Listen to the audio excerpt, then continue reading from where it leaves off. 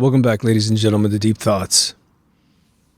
I don't really have a title yet for this episode, so I don't want to say a title.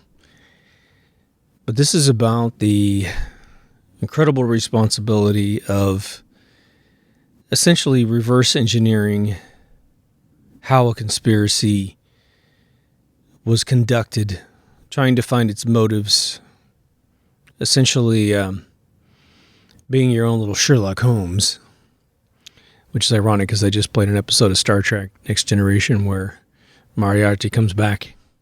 So why would you listen to this? Here's why you listen to this. You're a person who has tried to tell another human being about a conspiracy. And the other person is going through the Kubler-Ross thing, like I always say. They're in an anger phase and they're trying to deny it. I see you talk about the moon missions and you hear the phrase, I don't know how they could keep 10,000 people quiet. You hear that lame fucking excuse for a bunch of conspiracies, right? And I'm going to conceal some of these events that you're going to know where I'm talking about, but I want to keep out of the censorship mechanism that they've got attached to all these videos. So I'm going to probably not use the C word in the title of the episode either, because that tends to get you demonetized. And it's not that I care that one video doesn't get monetized. It's just that it starts to become part of the deep state's penalty system towards your channel in general. But there was a day in the 9th month of the year in 2001. So as I make reference to that day, I'm going to call it That Day. Got an episode called That Day. Talks all about it. That one's a very, very tough one, and probably the biggest one we've ever witnessed in human history in terms of a conspiracy. But now, before we get into super deep, acidic things, let's just look at some very basic principles of what I'm talking about here. Now, let's say that you go to the Magic Castle in Los Angeles. And for those people who don't know what that is, it's a member-only, invite-only location where you have to dress up in a suit and you have to wear a dress.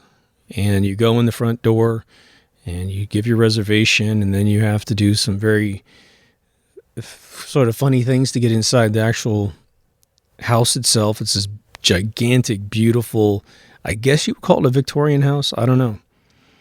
Just a traditional old home. And inside are dozens and dozens of magicians having, they're doing a stage show. There's a guy downstairs at a bar. There's a guy with the table in the corner. There's all kinds of hidden rooms in this place.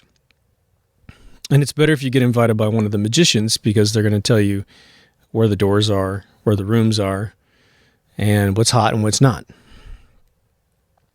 They have a great restaurant in there too, and a good bar. But anyway, so you go there. I've been there a number of times myself, and you see the most amazing things. You see, close-up handwork with coins, close-up handwork with cards. Usually the person that can do that can do both. Then you'll see full-on stage performances, interactive stage performances, where they're working with the crowd. All right. Let's just say you're watching a magic trick, and you can substitute anything you can think of. But once you see someone do something amazing right in front of your very face, now obviously the magician has practiced for years and years and years to get something right, to make it perfect, to make the illusion complete. Now, let's just say that you, having perhaps either a very astute mind or you've seen the trick done for years yourself and you keep mulling over it and thinking about it, and finally it occurs to you as to how the trick is done. And then I sit there and say, okay, why don't you explain to me how the trick is done? And as much as you might give me a short, simple answer, if I can test your answer, yeah, well, that could still be this. Oh, no, because of this, this, and this. And we go on and on and on and on down the line where you have a gigantic one-page essay about an event that takes maybe a split second to happen. There's the Chris Angel guy. I don't know if he still has a show on TV, but the scam behind his show, and God bless him, he gave us some great entertainment. I'm not trying to knock the guy whatsoever. But the scam with that kind of guy is that, and this happens all around the world, and I don't think it was invented by him. I think it was invented in Japan, but you get a television show where you've obviously set up a bunch of amazing tricks that are only going to work if nearly every single person who's watching the trick on camera is one of your people. And maybe you have one person or two people that are kind of organically in the crowd, and you get them to stand in a really specific location such that when they look at you and your trick, or look up, or look wherever they're supposed to look, they only see exactly what you want them to see to complete the illusion. Of course, all the cameramen are all part of the gig, and they know exactly where to stand, but of course, it is our normal train of thought. The cameramen are just there filming. They're just walking around randomly filming. It's not the case. These guys are told to sit on a particular mark, get it right. Hell, they'll probably take 5 or 6 takes if everyone's in on it. Just as a disclaimer, okay, this is all entertainment that they do, and we love entertainment, so again, there's no criticism here. But now, that event occurs. It's being filmed by the person, or it's being filmed by someone on the team with the person. And so you watch what the film says, like you're watching TV. It's over. You have suspicions on how it was done. And I tell you to explain yourself. But you've only got the footage that their team filmed of this particular event. Now, the event may last 5 minutes, but your explanation might last days, because you're having to imply and deduce and conclude and connect things together. Well, you see that thing over there, that thing, if that was that way, and she moved, that girl was over there, and now she's over here, which means time passed, and they're trying to make it look like a continuous shot. Whatever it is, you're going through all this minutia to explain why you don't think it was real. Now, again, I'm cheating with magicians, because magicians obviously are not, I don't want to spoil anyone's feelings here, but they're not actually magicians in terms of truly creating magic. They're amazing illusionists is what they are. And they should be celebrated for being that, because it's phenomenal what they do. Love a good magician. So let's take the average event that is sponsored by the people who pretend to be the victims of the event. Usually a government body. What's fascinating is the event that occurred 18 years ago from 2019, the big one. We, in that time frame, didn't have the phrase fake news. The Project Mockingbird, where the intelligence agencies brought in a bunch of folks to learn how to disseminate propaganda to the world, and then they seated them in all the important positions of news, playing off the egos of these people. Don't you want to be famous? Don't you want to have a lot of money? Well, as long as you do what we say, we will make sure you're untouchable.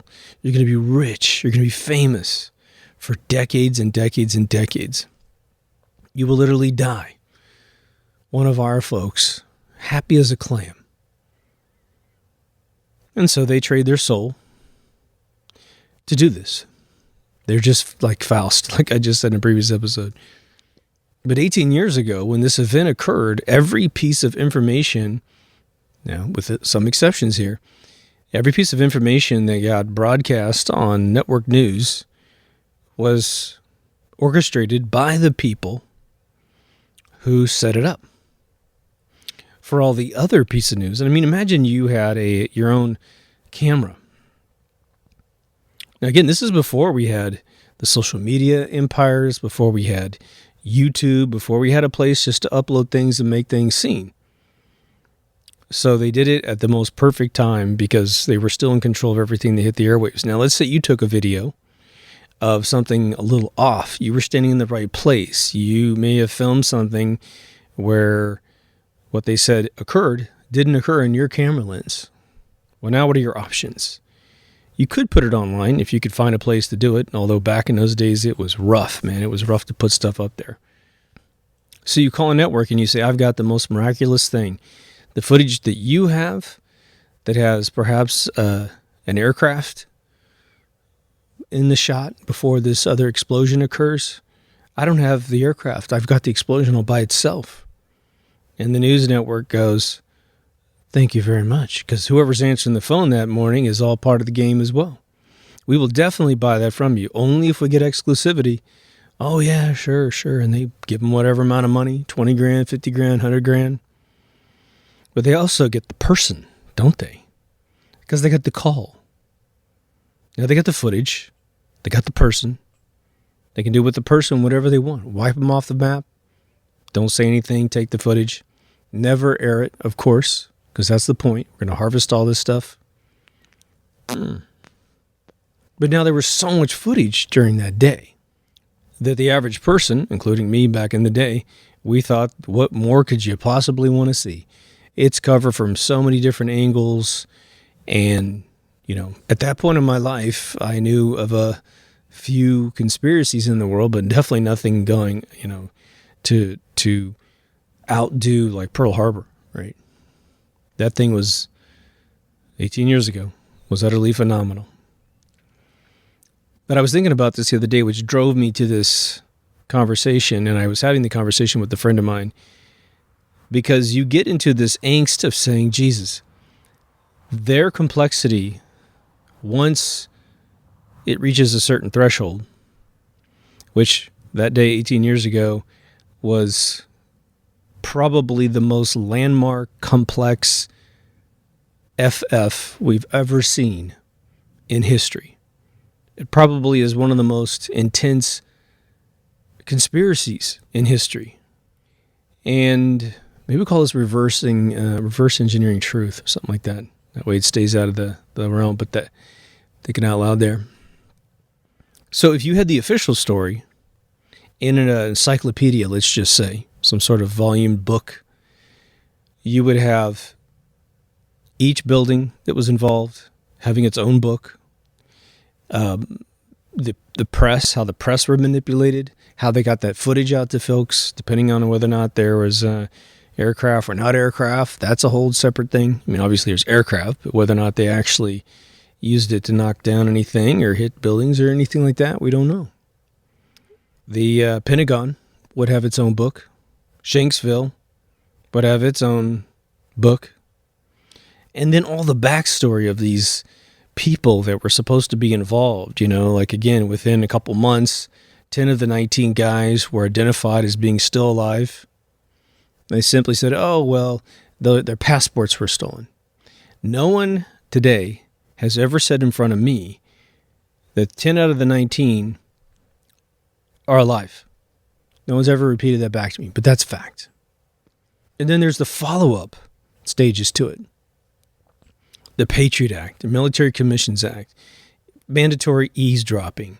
You got the shoestring bomber guy, right?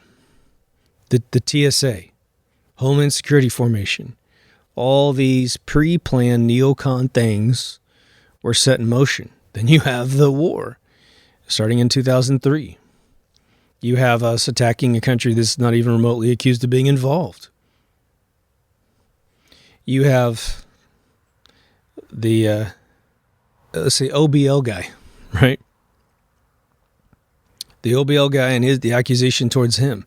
Then you have all the CG work that was used to portray him. You have the body double who's right-handed, wearing a ton of jewelry, his face doesn't match, that guy. You have the history of all the people involved for 30 years beforehand. Who was an asset of who? You have the organizations and how they used to be a database and now they're the name of the organization, right? This gets insane. It gets incredibly complex. Now, that's us writing a probably a 10 to 20 book volume set.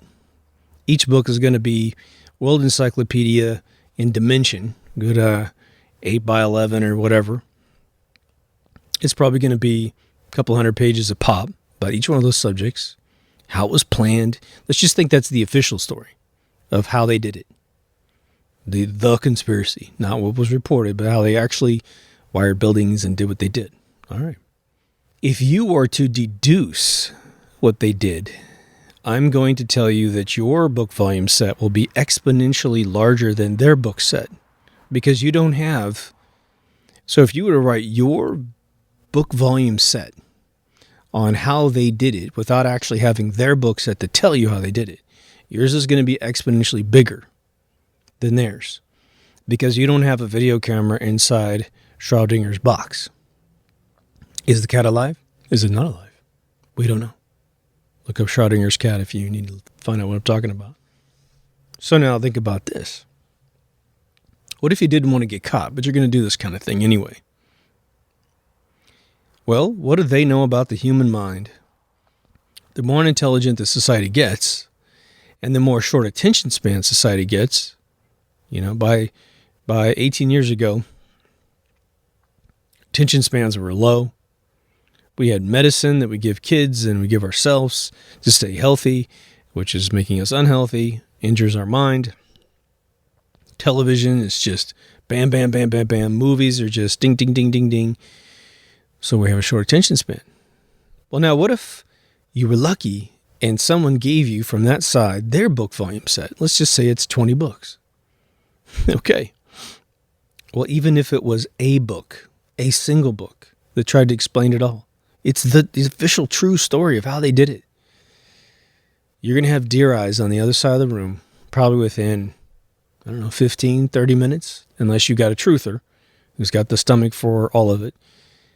But it would be difficult for you to read and memorize all of the things that they did and the stages that they did, the people that participated, how many years they planned to do this thing, which we have evidence that goes back at least to the early 1990s, 1991. Neocon papers, the simulations at the Pentagon for an attack of that exact kind with the plane. Coincidentally, the guy in the photo ended up flying supposedly Flight 77. Ha ha ha ha ha. Okay. I just think about there's got to be a little book at the end, which is everybody who was murdered, who was in the know. And their backstories, right? Give about a page per person as to why they were determined to be a threat to the people that did this and how they were murdered, when they were murdered, who did it. See, that book would be pretty amazing, right? Horrifically amazing. So the problem is that the official stories, a lot of times, of how they actually did it, not the official story that's reported to us. I'm kind of mixing words here. I apologize. But the actual truth about how they did it is so utterly complex that your average citizen will not have the attention span to pay attention to it, will not be able to remember the facts, and you're going to be hurting their feelings on a level that's crazy. And so the problem is that they're not going to be able to listen to the actual truth, even if they got the book on it. Your average person. Large portion of the world doesn't even care because it wasn't their country that got hit. They don't care. All they want to know is the basic fact. Was it real or was it fake? I mean, it was fake, but it was still real, But the story, was it true or false? That's all they want to know. Because they don't care. They don't have a vested interest. They're not losing their freedoms as a result of this event.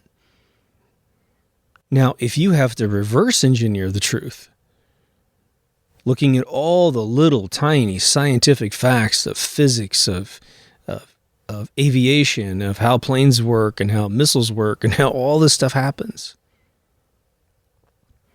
you will have a story that is so long and so complex, and it's going to only partially be accurate because you're doing your best, but you don't know.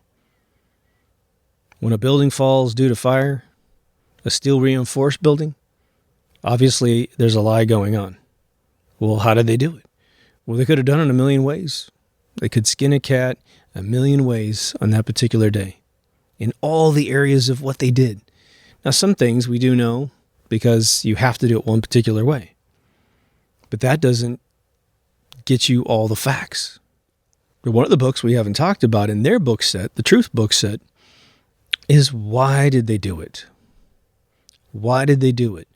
Who thinks that they should have done it? Like, someone's got to make a decision to do something. Well, who is that person?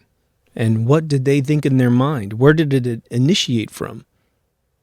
That's a tough one, because that's one of the questions we get with the moon missions. Well, why would they fake it? I mean, why would they? I was like, well, you're asking that question like they can actually get there, first of all. Second of all, money, maybe. $9.5 billion spent by 1972 on the moon missions. 72 money? To put that in perspective, when Elvis Presley died in 1977, the rumor was that he had $1 million in his bank account. A Corvette Special Edition Indy 500 two-tone black silver, I think cost $9,500 back in the day. You could just take it home if you had that kind of money. And Elvis has got $1 million in the bank. And we're talking about them spending and laundering $9.5 billion. Okay, it's a ton of cash, people. It is a ton of cash. Of course, money is the easiest way to get a piece of shit to sell out. A human being that doesn't see any violation in anything. They're spiting humanity. They're stealing from humanity. They've heard all these weird stories about, don't worry about it. We print money. There's tons of money left. We're not taking money out of anybody's mouth. So this is our conundrum. This is our sort of enigma, our paradox, our Pandora's box.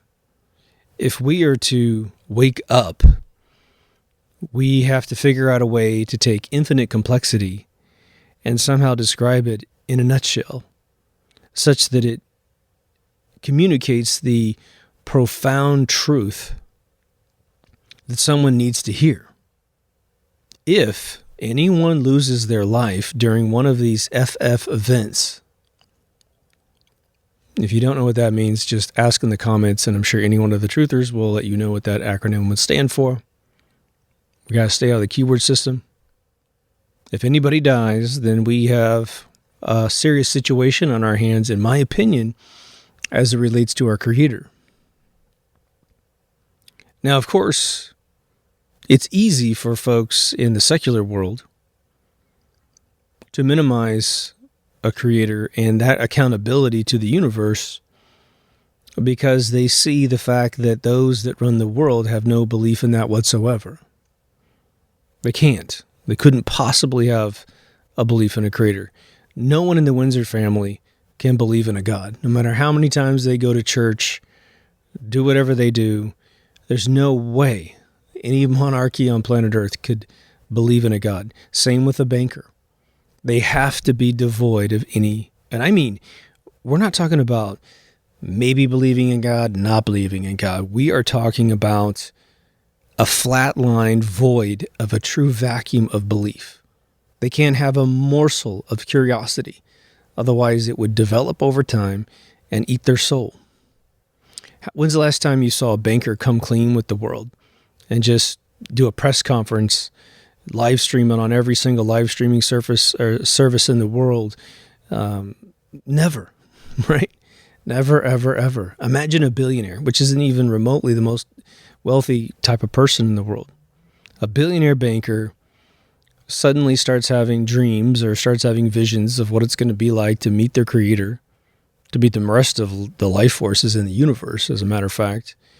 And they start realizing they may have been on the wrong side their whole life, but they're worth $1 billion. And let's say at least they've got $50 million in cash they could liquidate at any moment, pull out of a bank account, do something. Imagine throwing a $50 million press event. You can hire militias who believe in the truth to be your security guards. You could hire whatever you want to make sure you're okay. Build a little bulletproof box to talk in. And you go up and you say everything, this person says everything that they need to say. It's never remotely happened in this world, which means no one has a conscience on this side of the game. Now, the only lunacy that they could possibly have on that side is to somehow perceive themselves as God's chosen people. Now, of course, that logic breaks down because you don't, like if you're the teacher of children, let's just say, because that's how they would view it. They are the elder, we are the children. What would you do if the world changed for you and you became a teacher of children? K through 5, 5th grade. Is it your job to spank them and beat them and starve them and make them sad and make them commit suicide? To put them in other fights with other schools in different districts so you can keep them busy? This is what we call a war? No. You would have to say, I have been given the most coveted permission by somebody to teach children, and therefore I must treat them with the utmost care. Now, of course, there's a little jerky kid in the room, and yeah, you're going to have to do something with the disobedient, but we have plenty of obedient people in this world who are suffering every single day because of their actions, because of the way they've crafted the world, because they won't allow technology to heal us. They only let technology out to hurt us. They poison us from the second that we're born, and they are the people we have to go to be buried. But now, when you deal with people that are trying to do the denial thing, and it's really sad because the anger thing is pretty easy to get over. If someone's getting angry when you start telling them something, my advice is don't pick anybody who's going to get angry, because that just doesn't work very well, because they kill the messenger, right? But I find that when you get into a conspiratorial conversation, I just did an episode called Sharing Conspiracies, but we're talking about the data mining that it takes to build the game, to have the conversation. But, it's denial and negotiation prior to ever reaching a level of acceptance. Okay. The denial and negotiation starts going hand in hand really quickly. I remember the first time I showed one of my family members the squibs coming out of the buildings on that day. The evidence that there was something inside the building that was detonating and pushing a ton of air out. And now we have amazing footage of not only that squib pushing out, but in one case, a body comes flying out of the hole. And it comes flying out at a level that, it was going like 40 miles an hour, 50 miles an hour. It was gut-wrenching. That's a real, live human being. Some people think it wasn't real, but whatever. That's a lot of work to create a little stunt. Okay. This person looked at the footage and said, "Oh, well, they could have done that with CG." This is a person who knows nothing about CG. Nothing. But the person was also staring at official news footage. And so I said to her, "Are you serious? This is footage from the news network that you think has all the integrity in the world." I don't know. Shut down. Robot overloads and shuts off and hopes to God that when they turn back on, the conversation is not going to continue. It hit a level of fear that was inside that is the natural intellectual barrier, which I've discussed several times, that pushes back on this information. Don't shatter my world. And all I could think of is they must be at their extreme ability to accept what they already are trying to envision, what they're willing to accept, They're already at the level of what they're willing to accept, and they can't accept any more. And then I'm walking in the room going, "Oh, you're on level 2? Let me show you level 11. Boom, here's the footage. Must be CG. I feel so smart saying CG. I want to back up. I've said it a couple times. Tim just did a great dissertation on our Facebook site.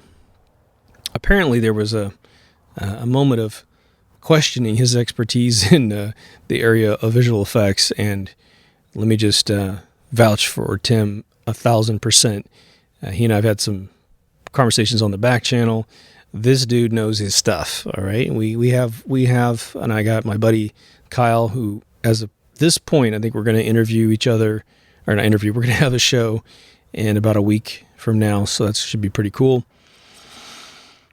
But I got tons of these dudes around me all the time, but Tim is one of them. If Tim lived in this area, he would be on this patio probably.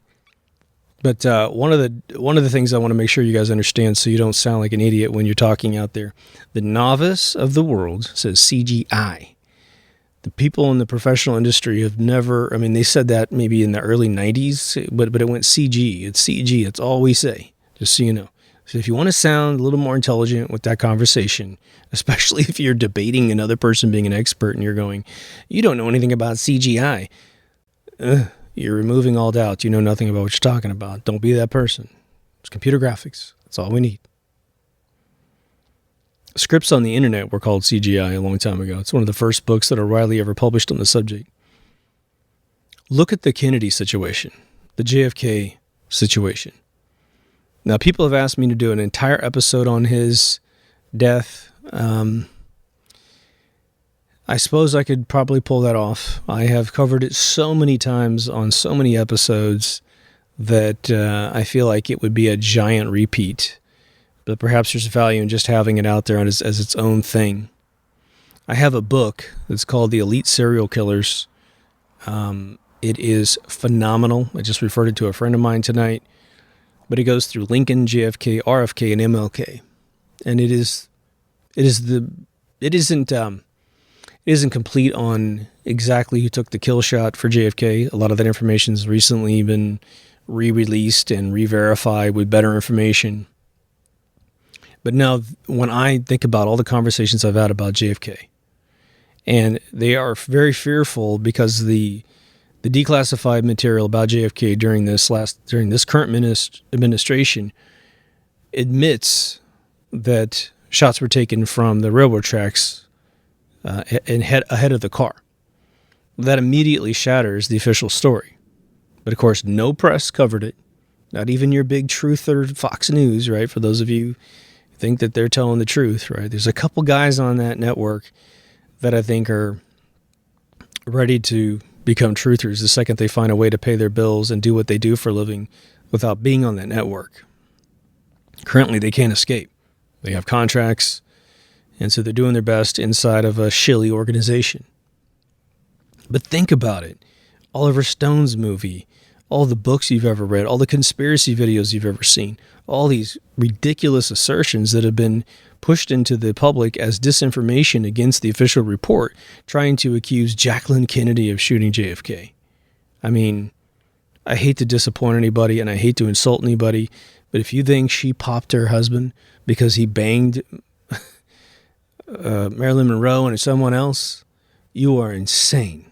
You are fucking insane, right? That means you know nothing about humanity or empathy or how someone feels about something. This ain't Phil Hartman's wife who was a nutcase and blew him away in bed, right? This is hey, I'm going to do my first murder and I'm going to do it in public and I'm going to have all this help to get away with it. I'm going to pop him in, he got shot over his right eye over here, right?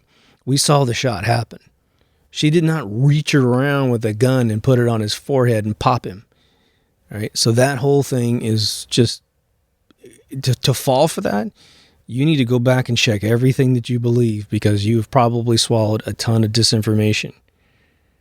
Now, the one thing that I think appears credible, and it's because of two things that occurred, is when that car slowed down and stopped approximately, as the witnesses have said, I wasn't there, I don't know, but they said that car stopped for 11 seconds. It came to a complete stop. And that was removed from the footage. So it looks like the car kind of slowed down and then sped back up again. But there's a stop in there. When he got shot, it was someone, stopping it to line it up. But the driver of the car appears to do something very strange. Now, by himself, this other thing about the driver doesn't completely become conclusive. But this is me going into writing the book about the books, right? There's a set of books that's the truth. Probably in some Pace or Rothschild Windsor family library somewhere in the basement, probably in the basement of the Vatican, right? How we kill everybody. But our books are all over the place because they have a million different theories. But it does look like the driver, he slows down the car and the passenger Secret Service guy grabs the steering wheel. That is your catalyst for the driver's story having any validity or high probability as being potentially true. The guy reaches into his coat pocket, pulls out what looks like a gun, and he's looking at Kennedy. He's got his whole head. He's the driver of the car. Why wasn't it the guy next to him? Because that guy's got his back to the governor, and then it's another seat back before you get to Kennedy, at least in our world. But he brings out a big shiny thing, and he looks like he's about to take the shot, but the other shot happened first, right over the right eye, pop, and then the driver goes, got him, grabs the steering wheel and takes off again. Now, I celebrate everyone's curiosity, and asking me a question about a ridiculous theory is perfectly fine. We have to do that to get our stuff together. But to take Jacqueline was not a moron, okay. But to get her to a point where she is going to commit murder. The woman had obviously never killed anybody in her life. I don't know how much time she spent firing pistols to get herself all warmed up for this event. But if she was going to shoot him, then she's not going to try to get away with it. She's just going to go, boom, he cheated on me, screw that guy. That's how that's going to go if she were to somehow come up to be, Bonnie from Bonnie and Clyde. They say her trying to climb out of the car was proof that she shot JFK. Hey, man, she's the one in charge. If she had a gun, she was in charge. Who else had a gun, right? Secret Service would have pounced her body in 2 seconds. What are you doing, you crazy broad? Boom. But she wasn't crazy. She was a wife. She's watching a horrific situation. I don't know how many of you have seen your spouse get their head blown off at point blank range, right? I mean, you're looking at this point blank. You're less than 14 inches from the head that is now exploding. The smell of the inside of his skull is up her nose. All right, this is horrific shit. And to somehow pin it on her, JFK Jr.'s mother, what do you think they're really trying to do here? They're trying to send a message. If JFK Jr. is really alive, who knows if he is or not, they're trying to say, we're going to defame your mother. You better show yourself or whatever, right? There's a reason why George Herbert Walker Bush, again, used President Ford's funeral to stop talking about President Ford's death, and he starts talking about how they shouldn't entertain outrageous conspiracy theories about JFK's death. What? You're at a funeral for a former president and you're usurping the ceremony to talk about the death of JFK? What are you, crazy? So let's talk about how we deal with this problem. Someone is requesting from you your documented book volumes on who did it, why they did it, and exactly how they did it. And I assure you, if you leave one little straw out of place, one little thing out of place, you don't have an answer for absolutely everything, some people are going to walk away from the conversation. The truth of the situation is that if you're going to be talking to someone who's that nitpicky about the information, you're never going to win that conversation anyway. You're just not. But there are going to be people that are really, truly going to have their butt on the fence, and they're like, okay, I've heard this not only from you, but from other people, so I got some time. Lay it on me. Here's the problem. Here's the challenge, I should say. If you don't have your game tight on whatever you're going to be talking about, then you are going to lose credibility with this person if you don't have at least some form of strategy to talk about the gray areas. If you don't preface your explanation with, well, we know some things, we don't know some other things. We can only guess about these things, but we're pretty certain about these things. Well, however it lies with whatever you're talking about, right? That will help them drastically give you a little bit of leeway when you're discussing these things.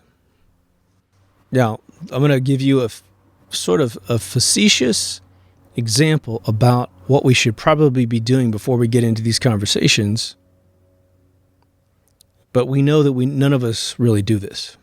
Now, some people do. Some people create websites, and bless them, because they're the people we go and look at. We look at their information. We look at the way they break things down. We try to see if they're making sense. But very few of us will sit down and write everything down. We don't write it down on a piece of paper. What do we believe? Okay, well, what are the different pieces and parts? What actually took place on the day that 18 years ago that this thing happened, this big one?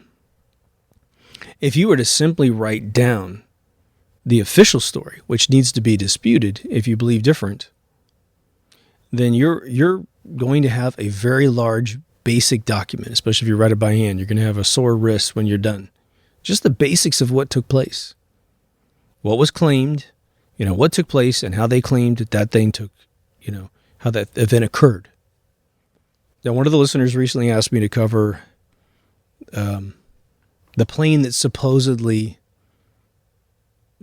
nosedived into the ground and left this really tiny crease in this field. And there's no way to cover that for an hour. There just isn't. There's not enough information there. What I know about that what I have deduced and what I have seen about that event is that a couple things came out fairly quickly and some things took a long time to come out.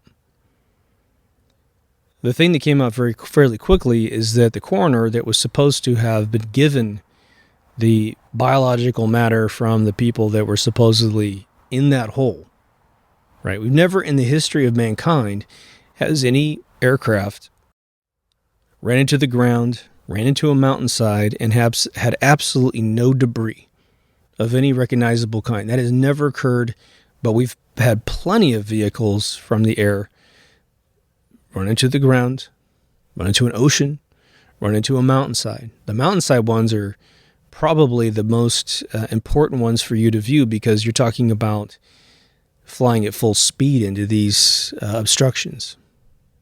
The coroner said he never ever saw any of the results, was never given any materials, and then he suddenly disappears. And I can't remember whether or not they said he died, but no one can get a hold of this guy. He's out of the picture. It's basically shut up or we'll kill you.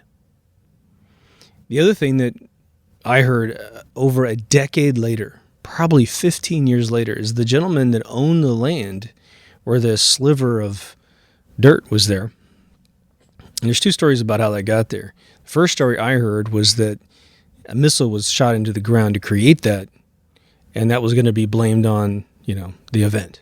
That's where this plane went, and blah, blah, blah. Again, no chairs, no engines, no tail sections, no wings, no nothing. It's a big object, okay? And never in the history of mankind, again, has one of these things been able to vanish for any reason whatsoever. You could fly it into a 30-foot thick cement wall, and the thing's not going to be pieceless, right? It's going to have stuff compressed and everywhere, right? Anyway. But the one that I heard recently, and I can't make a phone call and confirm this is the problem, right? But they said that the farmer eventually came out and said that he had dug that hole 2 years earlier for a completely arbitrary reason. I forgot exactly what he was trying to do. Now, I've seen a whole press conference with, there's one gentleman that pursued that flight quite a bit. And he said that the plane actually went down 8 miles away or something like that. And the debris field was gigantic. And that it was kept out of the press 100%. No one was allowed to get close to it before they cleaned it all up. Don't know. Wasn't there, didn't see that. Another person said that it had landed in, I think, Cleveland. And it was reported on the news by Reuters as having landed. Okay. Maybe drop everyone off. Maybe no one was on the thing. We know that Operation Northwood, which was a FF planned by a particular individual that reported to JFK that they were going to try and fake a plane going down and then blame it on Fidel Castro. And it was going to have college students in it. Not really, but it was going to be faked as having college students on it. To catalyze the event such that Americans would support a full-blown invasion of Cuba. So let me pull back just for a split second because we're going into details. I'm trying to give you examples about how intensely ludicrous this can get once you try to reverse engineer the truth, right? A friend of mine told me today a very interesting thing that she was told by a very professional director, because she had considered making, at one point in her life, she wanted to make some sort of documentary that would advance an agenda that and increase awareness for something that she cared about. It could be one of many things in her life. And this director told her, you know what, you can't really accomplish that, because the second you try to create a documentary with this big cause, you invariably simply create a piece of propaganda. And I think that's utterly brilliant, because it's completely true. Now, the challenge when you create a documentary about something you're passionate about is the burden of truth on your assertion. We know a movie that was made in the tail end of 2006 that said the world would be completely over by now, underwater. We have crazy people in office who are repeating this crap now, and they've come up with, Bezos is now saying 10 years, the whole world will be gone. This is what this guy is doing. He campaigned in Los Angeles. A friend of mine went. She had no idea she was being lured to the event. And she said, yeah, this guy actually told the whole crowd that the world's going to be over in 10 years. If humanity wanted to destroy the earth in 10 years, the best bet we could do is unleash all the nuclear weapons all in one day, and then we would wipe out ourselves out, wipe out all the life on Earth. But aside from doing that, driving a car, raising livestock that farts, helping repair the bottom of the ocean that China is completely destroying with their nets, their fish nets, right? Making sure fish live, which makes them procreate more and decay more, which results in more carbon in the air, supposedly, CO2. It would be very tough to get all the facts together. Because what's the problem with the world right now? Where do we get our facts? Like I said in my other episode, what are facts? The number one official arteries for facts in this world have now, it's going to be coming up on a 200-year anniversary as of 2055 at least, have all been laundered into yellow journalism lies to sway the opinion of mankind right into their hands. Here's our homework. I guarantee you something is true. They have now seen the power of the internet, and they have seen the ability to create a great awakening. They have seen scenarios where they lose big time. And so they are advancing their agendas as quickly as possible, and that is why we have absolute, certifiably insane people like Cortez saying certifiably insane things to the world.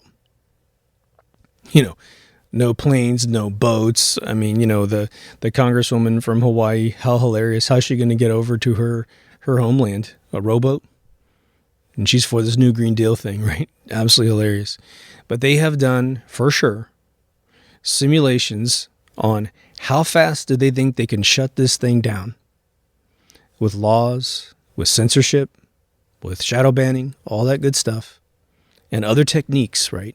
Again, you post anything in Britain, I mean, this is what's just unbelievable. Like I have just a couple friends in Britain. The best kind of friends I like to hear from are you guys from Britain. I mean, you guys are the OGs for me. You're truthers. But the level of docile nature that you can post something on the internet in the UK and cops will show up to your house. And you haven't, in America, you wouldn't have made a needle burp at all over here. Yeah, whatever. Everyone over in America is speaking their minds because they got this freedom of speech thing we hate. But we have activists over there. What is it? Is it Robinson guy? Is it Jeffrey? Something like that. That guy got thrown in jail. He was finally released. Look at Julian Assange. He's sitting in prison. But a normal citizen can just post their concerns and say they dislike what the EU is doing to their country. And they're going to have a cop intimidate them at their door. There's one dude that just recently filmed it. He held his phone to his right side. He had 2 police officers. He says, well, am I breaking the law? No, well, then what are you doing here? Well, we just think, blah, blah, blah. At that point, the conversation's moot. Did I break the law? Then I don't need to talk to you. Are you investigating some crime that I can help you with? Can I provide more information? Well, sure. But we're not talking about a crime. Let me commit the crime first and then come after me. Because that's sort of the way the world works. You're innocent until proven guilty. Well, in Britain, it's turning around. It's Minority Report. They're predicting, sort of, with the assertion that you're a loose cannon and you're going to cause a problem. Which is insane because with the surveillance state in the UK, if you bought a gun, which you can't do, if you started behaving weirdly and acquiring materials and traveling to hot pockets over there, talking to other militant groups or whatever, they're going to know in 2 seconds, 1 second, half a second, which is obviously not happening for these people. They're simply expressing themselves. And the police officers, these are special kind of people. These are people that don't believe in freedom. This is like Clockwork Orange. Clockwork Orange, I don't mention it much on this show, but it is an extremely important book and movie. For those of you who haven't seen it, we're going to go through a little bit of its arc because this is what's happening in the UK, in my opinion. Clockwork Orange, I forgot the gentleman who wrote the book, but Stanley Kubrick made the movie. It is a book about a gang. I think they're called the Droogies. They have their own language in the book, which is very interesting. You can understand it because it's made out of English, but they do drop in, I think it's Russian words here and there. But it's a gang of, I think it's 1, 2, 3, maybe it's like 5 guys run by a guy named Alex. And Alex is the lead. He's played by Malcolm McDowell in the movie, who does just an amazing job. Everyone does an amazing job in this movie. But they go out at night for a little ultra violence. And they're probably guys all in their mid-20s. And they are, in fact, the fact that this is one of Malcolm McDowell's first roles on film, jeez, the guy was dialed in. But they rape and they kill and they do all these crazy things.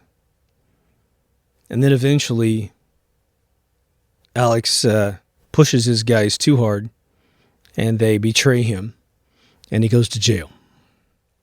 So he's in jail. And he opts for this technique to get out of jail quicker, which is to subject himself to this therapy, which they wire his eyes open, they put him in a straitjacket, they put him in a movie theater, and they play videos to him and music to him by giving him this drug that makes him sick all the time, doing basically an association between violence and nudity and all the basic components that he was attracted to as a gangster. And so that when he sees it off the drug, he gets sick and he's unable to make love to a woman. He's unable to harm a soul because he gets deathly ill. He gets full death paralysis feeling. And I believe this was actually a real thing that they tried in the real world. So he gets out of prison, goes home, finds out that his parents have rented his room and they really don't want to have anything to do with him because, he betrayed the family. He betrayed everything that they believed in. So now he's wandering the streets and he gets some just desserts. People that he had hurt in the past as a young man find him and hurt him back. And on one of these events, he's being attacked by a bunch of homeless guys, a bunch of what they would call bums back in those days, hobos. And he can't fight back. He's just being beat up. And, in a way, he deserved every bit of it. But the police come by and pull all these guys off of him. And he's so thankful that these cops, helped him out until he looks up and he realizes that the cops are his old buddies from his gang. And they take him out in the woods and attempt to kill him. They don't quite take him out because he's got to have more of the story. And I'll leave it there. There's a much more interesting scene that comes after that, but I'll leave it right there because that's the point of our purpose here. But for these police officers to go against the very fabric of humanity's freedom, I mean, what would be the purpose of a police officer in the first place? To serve and protect, not to adjust public opinion, not to ensure that the EU takes over Britain, not to make sure that Brexit never gets voted on, not to make sure that people are unaware of the sanctuary cities that are all over that place, and that these people are raping and killing people left and right. They're bringing in these arcane, 1,000-year-old traditions of how to handle women and children. That's not their job. Their job is actually to go out and stop crimes. But they're not doing that. The hard part, they don't do that. They look the other way. When the raping and murdering is happening from these new immigrants that have moved in, that are claiming religious freedoms, and the EU says, don't report on that. They're looking the other way, so they don't do their job. They run around doing the tyrannical job, the dystopian job, the fascist job, the old monarchy jobs. I have a buddy here in Southern California that is a psychologist, and at one point in his life, he was working for the prison system here in Orange County. He no longer does this. But about 3 years ago, when I first had a conversation with him at my smoke lounge, I was just asking him what he does and sort of how it goes. And he's just a super brilliant guy. And he started quoting to me IQs, your intelligence quotient, right? And he said that, because he was talking about prisoners in general, and he said, 85 and below IQs are usually super docile people that don't have any anger in them. They can't manifest harming anyone else. They're usually mentally disabled to the point where they're just sort of doing whatever they were told. If you ever see Making of a Murderer on Netflix, the nephew who manufactured the story about his uncle is measured at below 85 IQ. And so when they suggested to him everything to say back during his confession, and, he thought if he just repeated what they said, he'd be able to go home and sleep in his bed. Instead, he repeated what they said, all construct of the cops, and he ends up going to jail that night, and he hasn't been free since. I believe I don't think he's out yet. I think he's been up for parole several times, but they don't want that kid out because he could talk, because he'd be free to talk. So keep him in jail and he can't talk. All right. Then he goes 10 points more, between 85 and 95. You get your mentally disabled folks who are violent. And they are violent because the world doesn't make any sense to them. They've got enough IQ to know generally where they would like to be in life, but not enough IQ to figure out how to ever get there. They're very susceptible to drugs because they're trying to stop the pain of not being able to get where they want to be. It's very powerful when you think about it.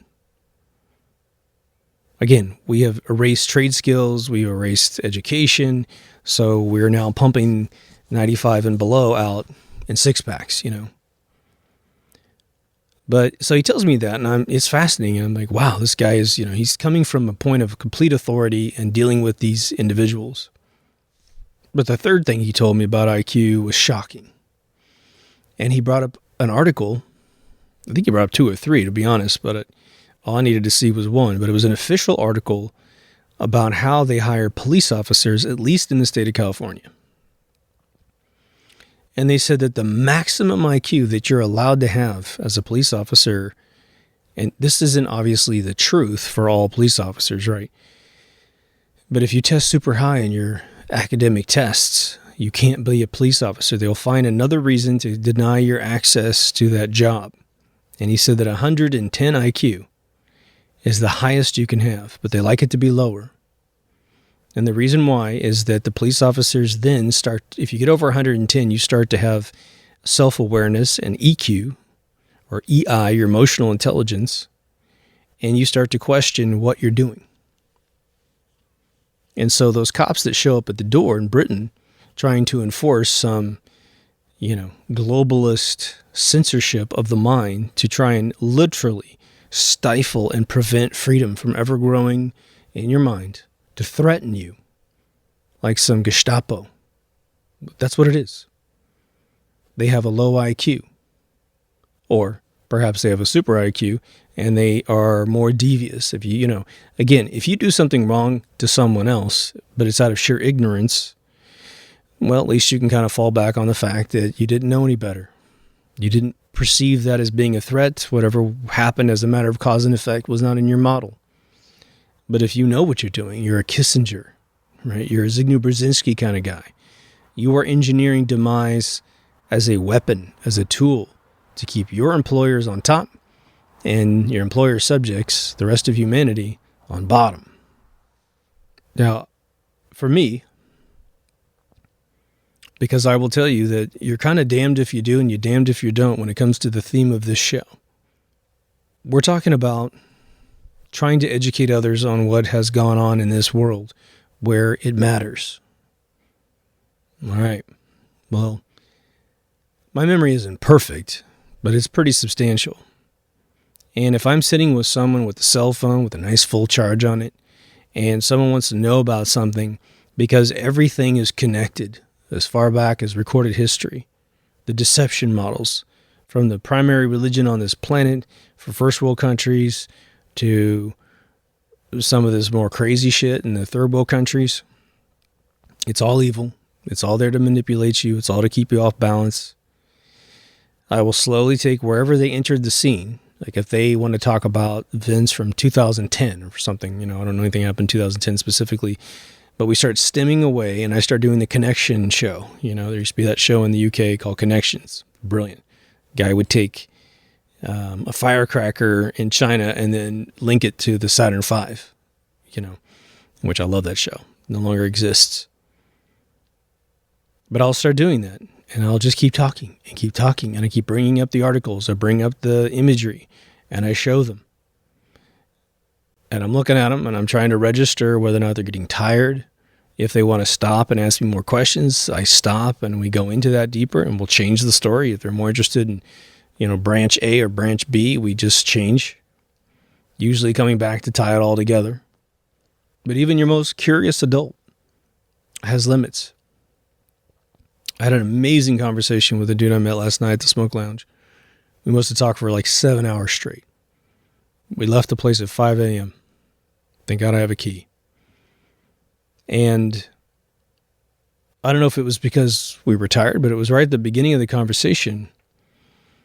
He may end up watching this, so this would be kind of funny. But I started talking about the moon missions. And I was giving him the first hand account that I had of the two guys that told me in 1991 that this was a forgery and that they were directly involved. One of the guys, again, prodigy kid, tons of patents within NASA. The guy was legit, okay. But I got to the sweet spot in the story. I'm in it maybe 120 seconds. And he changes the subject. Like it doesn't even matter. And it's like, it would be like me telling you guys on some live chat that I just had an experience with aliens, and I'm getting right to the point very quickly. I'm starting to get to the point where I'm going to have a conversation with this alien, and he's going to tell me why he's here and the whole purpose of aliens, and you guys don't have any interest in it all of a sudden. You want to change the subject. Well, why don't you talk about Hillary Clinton, right? Be something like that. And so what happens, and for the best, now we end up talking about other things, but it happens to the best of us. What's interesting is that, and sort of, I think unfortunate for my own existence, is that the only place that I get that kind of conversation back is that maybe a couple dudes at my smoke lounge, the guy that owns a place, is so informed it's insane. But it's usually YouTube videos. And the bummer of YouTube videos, for the most part, unless it's somebody I know who's making a video, which is almost nobody. That'd be almost nobody. Or someone that I can trust, someone who's been validated through someone else, which is almost nobody. You're watching YouTube and you're like, oh crap, it's YouTube. And even though this seems really good, great information, good integrity, unless somehow the description of the video has got a bunch of links out so we can see what's going on, it's tough. And that's how I'm being viewed as well. And I don't blame anyone for being skeptical if I'm talking about outrageous things, which is like when I get into moon evidence videos, I try to bring as much overlaying clips. So for any of you coming through podcast and you've never seen the YouTube video, it is in your best interest, if you're interested in the moon hoax, to go watch the moon videos. There's a playlist called Space Programs.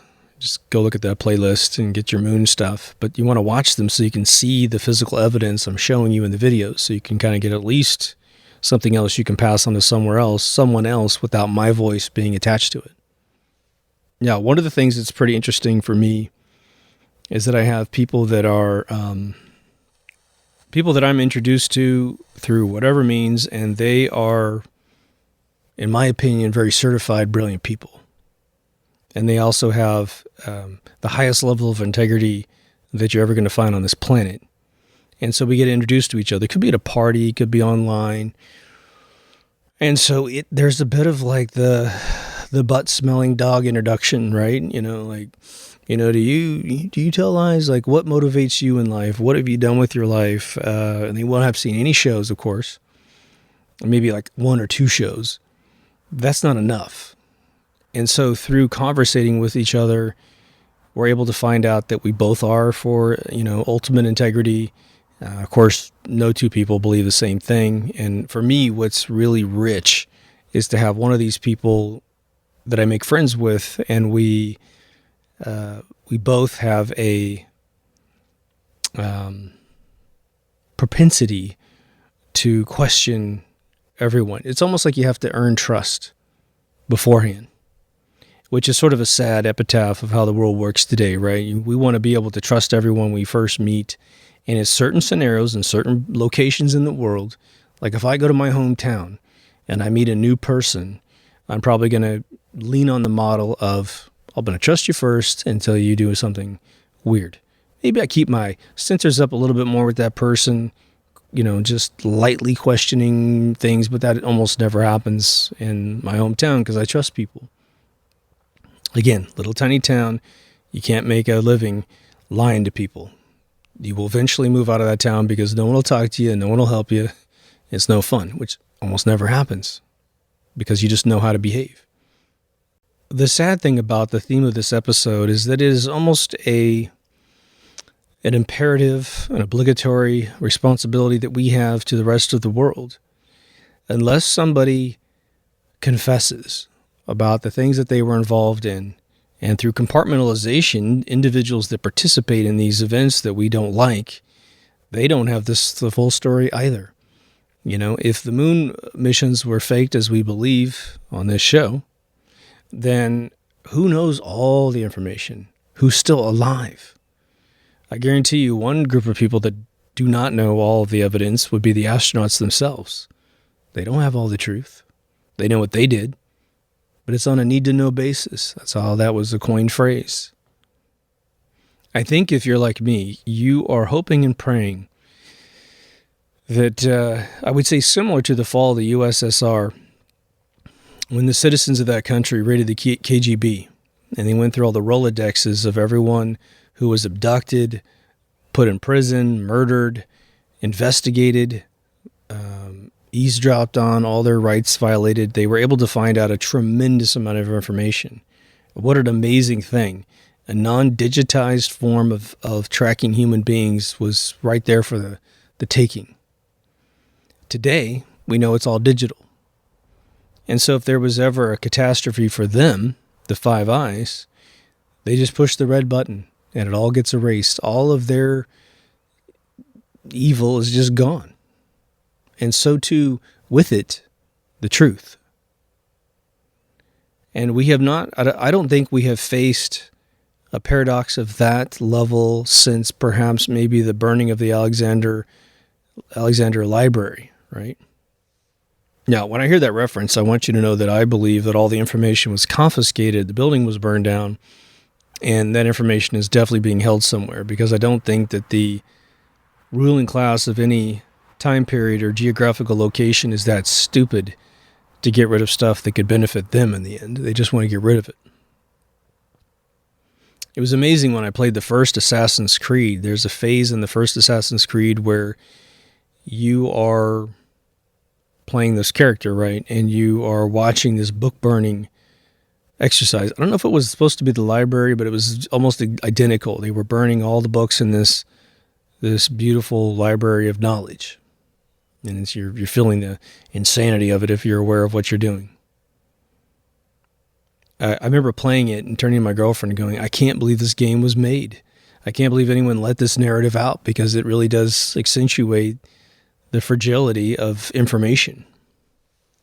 And just to kind of put a fine point on that before we end the episode, I've done several episodes where I'm trying to reconstruct history, and I'm just regurgitating the aggregate of what I've seen in documentaries and really great videos that people have made, articles people have written, maybe a handful of information I got from firsthand people. But what I have to concede, and I don't want to concede it, is that history just may be lost with an impossibility of ever discovering it. I was diving back into some Egyptology recently because I was trying to figure out where the pharaohs of the world lived, because it's one thing I overlooked. They're trying to tell us pyramids are tombs, which are not tombs. We've got the Valley of the Kings that proves that. We have mastabas, we have temples. Where the hell do these people live? And there's a lot of great evidence about where they lived and exactly how these places were put together.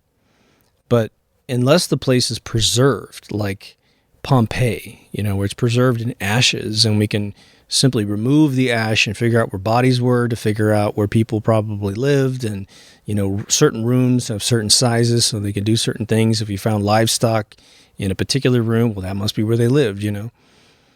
Unless we can find something like that, all we can do is guess. But the problem is that for the academia of the world, they have to say they don't have any suspicions that this is the way it was. They have to have the outrageous discovery that this is the way it was. That's how they get their funding. Someone recently posted on our Facebook page, I believe, this documentary about, I want to say Admiral, but I don't think he was. He was Colonel Byrd, the dude who went to the South Pole to do some research, and he brought this whole gang of people down there, and he was selling his book rights, his movie rights. He was promising articles and all this stuff so he could go down there and do it. And they brought a gigantic amount of stuff. They said it took 3 months to unload the boat that they brought down there. I mean, 3 months, man. Things are a little slower down there because it's really cold, but that's a lot of stuff. And so he did one expedition and then went back. And then he came back, I believe, a second time. And he was supposed to take a really long journey to this advanced base camp, which was way out there on the ice. And the weather had made the place almost impossible to traverse. They tried to go one time, and they were kept back by a 60-foot crevice, or as Tenacious D says, crevasse. And so they had to turn back, and then he went and I think they dropped him off with a plane or somehow he got there, but it was only going to be him out there. And he stayed out there for quite a long time until I think he went a little berserk. And he was getting toxified. The story is he got toxified by his diesel generator that was creating all of his heat and electricity. And the way they tell the story is that he was reporting back that he wasn't feeling well, and his Morse code got to the point where it was nonsense. They couldn't make out what was going on, so they knew he was in trouble. And then the first camp where everybody was, they kind of voted, and like half the people were like, screw that guy. He didn't want to take anyone else with him. Let him just ride it out. But luckily, enough people said, you know what, I think he might be in peril. He might be dead by the time we find him. And boy, you don't want that on your conscience, right? We got to go back home and sell our story because this is how we get funding. And so they went and rescued him, and sure enough, he was really emaciated and screwed up. He was kind of going insane by breathing all these fumes. But they came back, and the way that this documentary, I believe, communicated it was that they covered it all up. They needed to make it a success story. And that should tell you It's a standard archetype of how things work. The guy that discovered the king of Tutankhamun, right? King Tut. When I was told the story as a kid, they said that he started digging in a particular area, and he didn't. Well, this is why they tell you the story. I'm going to tell you what I think. He was right next to the pyramid. Right next to his tomb. But he dug in the opposite direction in a big circle, and he ran out of funding while he was doing this. And so as soon as he got the news that he was literally out of funding, he walked straight to the tomb, scratched the surface, and found the door. Now, what I think really happened was the guy knew exactly where the tomb was, maybe even discovered it by digging and went, okay, we got a bunch of money here. If we don't spend it, then, we may not get another allocation. They may expect us to just find everything in 2 seconds. So let's go the other direction. Anytime we need to, we're going to go back to the tomb. So he tried to find some other tombs maybe while he was digging. Didn't find any, but he tried. And he went back when he needed to, opened that baby up, and the world changed. Right? Our opinion about how everything worked upgraded considerably, right? We know that the head Egyptologist who works for the Cairo Museum, that guy is staging all these digs, all this fake stuff. Luckily, he's off the air now because I think they realize, look, no one's falling for this stuff. Maybe your local indigenous people fall for this stuff, but definitely not the modern first world people. And I don't think either group's fallen for it, quite frankly. I give them the benefit of the doubt that they know that his stuff is fake. Haven't you ever seen a movie where there's like an Indiana Jones type movie, and they'll say that, they're going to come up to like a tomb of some sort, right? Some sarcophagi, and they got to fake that the lid is really heavy, right? And they got to fake that this place has been locked down for 10,000 years or whatever the story's trying to tell you, maybe even 1,000 years. But they start lifting the lid off, and of course the dust is like falling off this lid in 2 seconds, and then you can tell right away the lid probably weighs 2 pounds, and they're trying to act like it weighs, a ton. And of course, these humans have no problem lifting a ton off of this sarcophagi, but then they throw the lid down, and there's something in this tomb. And you just know, well, that's a prop. Of course, the thing would be so sealed shut just by sitting there for 10,000 years, you wouldn't be able to get it to open with probably a crowbar. You might even just, yank the crowbar and the lid breaks, right? And if you're a true archaeologist, you're not supposed to break anything. You're supposed to take your time. But it's a movie.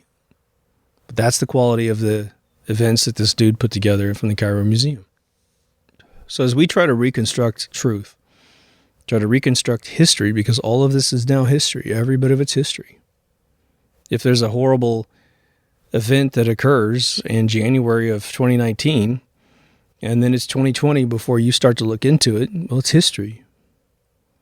Every day that goes by is a day that information is hidden, erased.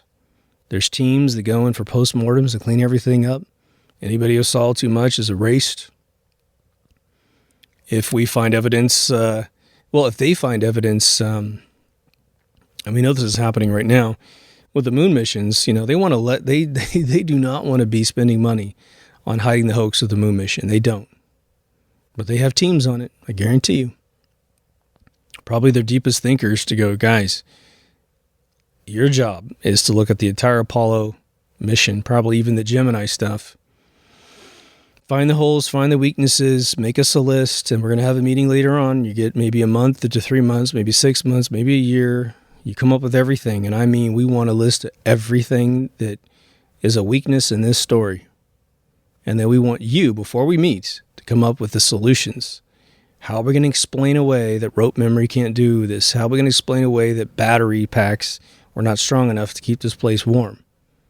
Their suits, their limb capsules. How are we going to talk about all these Van Allen belts? Come up with, something that's utterly convincing, that's bulletproof. And the poor saps that get into these groups, well, their problem is they can't for a lot of these things. There's no way to explain it. What's funny is your average computer geek, let's take a 15-year-old computer geek today. A real geek, a kid who knows everything. God bless him. You're never going to be able to convince one of these kids that rope memory was sufficient, the processor power was sufficient. You won't. These guys that have reported in with 30 years air conditioning and heating backgrounds, you're never going to be able to convince them that you can take care of a spacesuit with a guy with 280 degrees plus on one side of the suit and negative 280 on the other.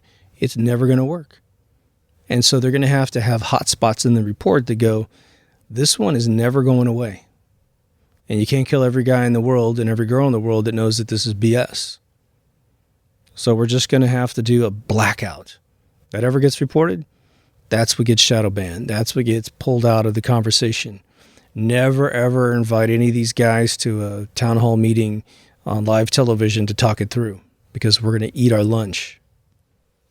And think about it.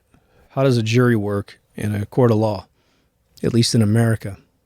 Well, reasonable doubt, right? Reasonable doubt, and you have to acquit whoever's being accused of whatever they're being accused of. And because of double jeopardy in our Constitution, when you get off, like OJ, you'll never be prosecuted again for that crime.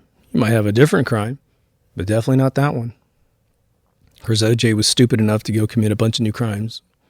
Unreal. Know that when one of these events happen, this will be my final phrase, when one of these events occurs, time is of the essence. And a bunch of people who make conspiracy videos online know this. But if you're going to be sort of the amateur gumshoe detective like most of us are, when an event occurs in the present day that you think is BS, and you got the time on your hands and the interest in the event to certify it's one way or the other, you've got maybe 48 to 72 hours to get all the information that's going to be erased. You need to have TiVo or some sort of DVR hooked up to record everything. And then you have to have the smarts to disconnect that thing from the internet, find a way to download it to your computer, put it off on a drive somewhere where they can't get to it, and continue and continue and continue. So you got all the information. Don't even try to analyze it until you got it all. And then go back in a firewalled environment, no internet connections to anything, and look through it all. Because they'll find a way to erase it off your computer. What was it? I heard a report that when Jesse Ventura had his sort of fake conspiracy show, there was one he reported where it was removed off everyone's DVR. I don't know if that's true. I only caught a couple episodes of that, but I met one of his producers on his show. And that guy quit because he was like, this was all fake. This was all BS. So for those of you who think he's a big, honorable guy, just know that his show was a complete setup. Because the integrity of the guy talking to me wasn't that high, and he had his card punched to the point he couldn't handle it anymore. Pretty interesting. I hope you feel me on this one. Obviously your thoughts are critical. I mean, and this is kind of video that's like really important, for not my information. I'm setting you guys up, I'm setting up the volleyball. You got to spike it. So your information is critical. If you haven't been to deepthoughtsradio.com, please go. It's where you can switch between audio and video. There's a locked Facebook group, a Twitter page, a Patreon page, and a PayPal account. Plus, there's the link to the new Season 1 of Deep Thoughts. It's a brand new channel where it's all been remastered. So if you're new to the channel and you want to ingest the first 100 episodes, they do exist on this channel that you're watching this video from. But know that if you're on YouTube, the first 100 videos on YouTube have been heavily ganked. So you want to go over to the other channel where I've cleaned up all the copyright issues for the music I put in the beginning of the shows. Another good thing I'm so proud to announce is that my skepticism of BitChute is completely resolved.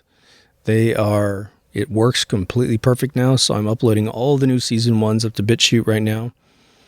So eventually, once I get through the 100 remastered episodes, I think I'm on 47 tonight, and I got another 53 of these things. Once I get all that taken care of, then I can just push the whole library from 200 up to wherever it ends up onto BitChute, but we're starting to get some viewership there.